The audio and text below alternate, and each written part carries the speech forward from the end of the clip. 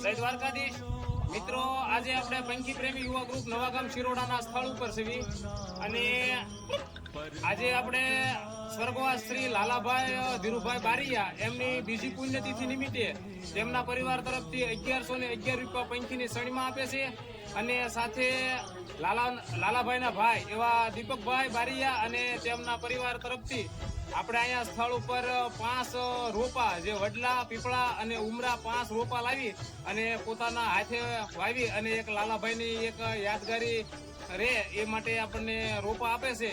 તો ખૂબ ખૂબ આભાર તેમના પરિવારનો. પંખી પ્રેમી યુવા ગ્રુપ નવાગામ શિરોડા. જય દ્વારકાધીશ.